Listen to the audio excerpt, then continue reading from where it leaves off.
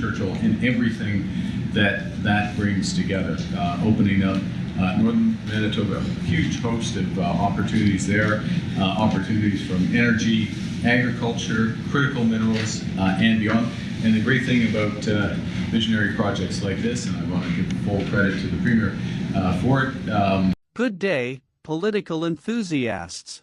Manitoba Premier Wab Kinew just made headlines by directly confronting Prime Minister Mark Carney with a demand that has every justice reform advocate sitting up straight and every law and order politician nervously checking their talking points.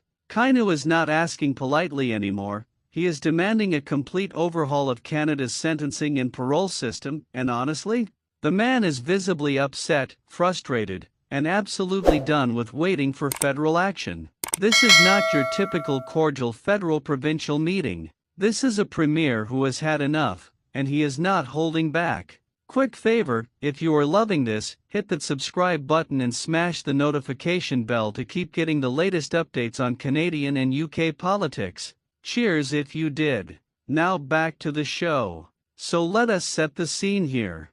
Wab Kinew, Manitoba's first First Nations premier, has been making waves since taking office. He has tackled healthcare, he has addressed homelessness, and now he is going after one of the most politically sensitive topics in Canadian politics, criminal justice reform. During a recent meeting with Prime Minister Carney, Kinew laid out his frustrations with the current sentencing and parole system, calling it broken, outdated, and fundamentally failing both victims and communities across Manitoba. And when a premier uses words like that in a federal meeting, you know things are about.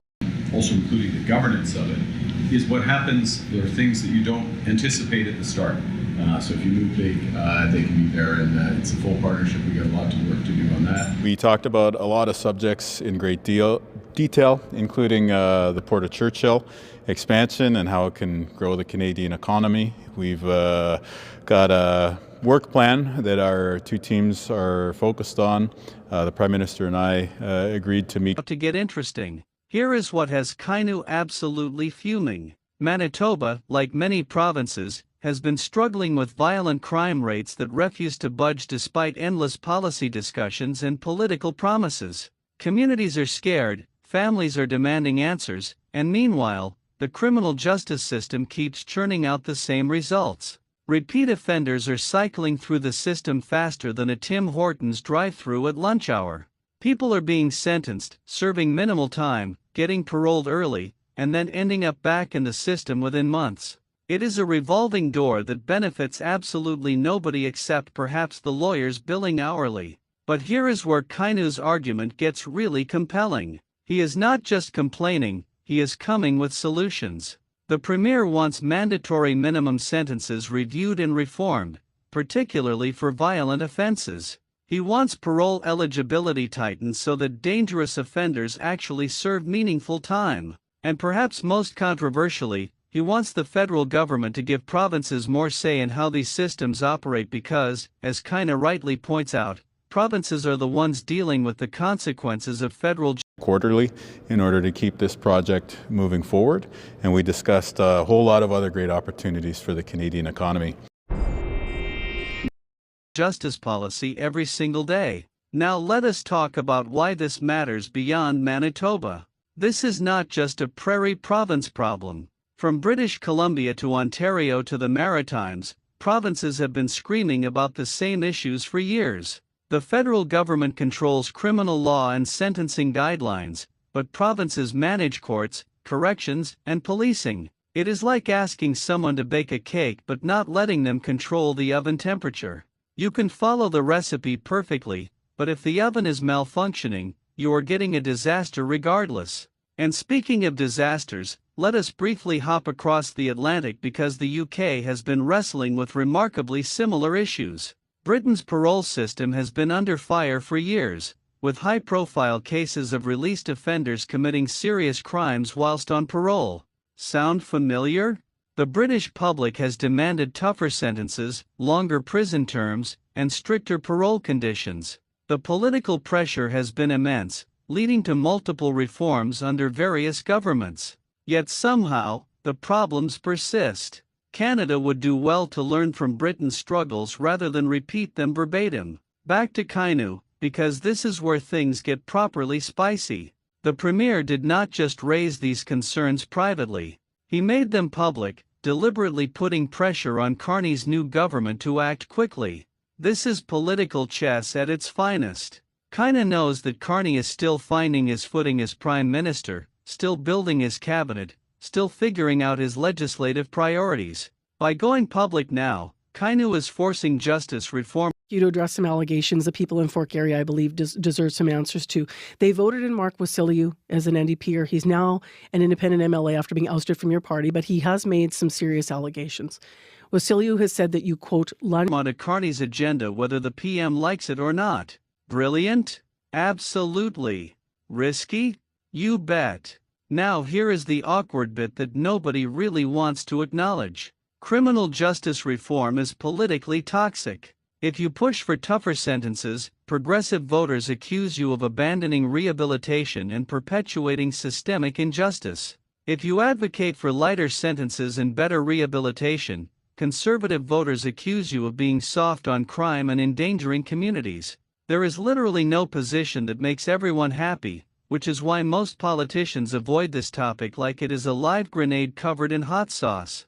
But Wab Kinew is not most politicians. His personal history makes this issue deeply personal. Kinew himself has been open about his past mistakes, his journey through the justice system, and his eventual transformation into a journalist, author, and now premier.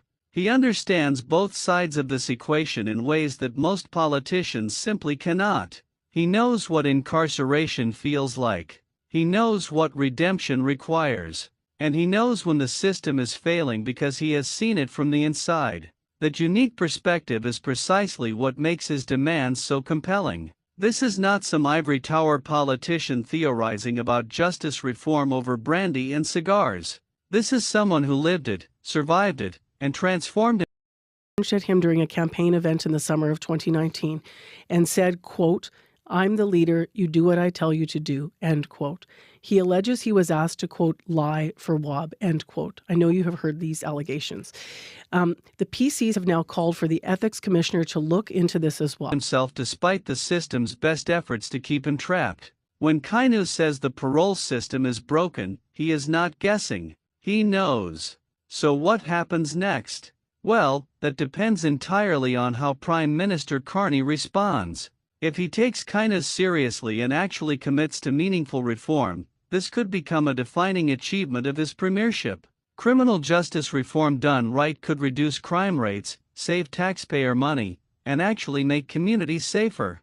It could be transformative. But if Carney brushes this off, kicks it to committee, or does that classic political move of promising to study the issue, Kinew is going to make his life absolutely miserable. Provincial premiers have long memories and excellent media teams. There is also the elephant in the room that nobody wants to discuss openly but everyone is thinking about.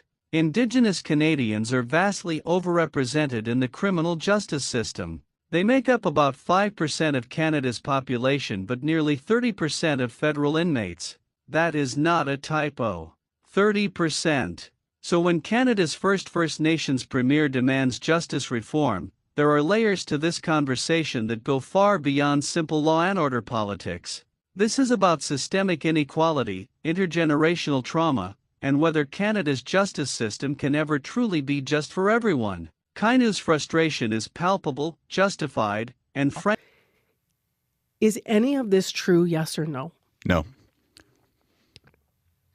Any part of it? No. People who are listening might wonder if they should have concern about how you lead your team, toxicity at the ledge, or what all of this is about. Hearing this, how this has unfolded. What would you say to them? Frankly, long overdue. Manitoba communities have been demanding action for years. Victims' families have been pleading for meaningful sentences. Indigenous leaders have been calling for systemic change. And through it all, the federal government has offered sympathetic words but precious little action. Kinew is done with words. He wants legislation, he wants reform, and he wants it now. The timing here is absolutely critical because Carney's government is still in its honeymoon period. Public attention is high, political capital is abundant, and the opportunity for bold action exists right now in ways it might not 6 months from today. If Carney is serious about leaving a legacy beyond economic management, criminal justice reform could be his signature achievement. But it requires courage, vision, and a willingness to take political risks that could backfire spectacularly. One thing is absolutely certain though. Wab Kinew has just made criminal justice reform impossible to ignore. Whether Carney embraces this challenge or runs from it will define his premiership far more than most people currently realize. And we will be watching every single development because this story is far from over. Thanks for watching, legends. Stay sharp, stay informed, and we will catch you in the next one.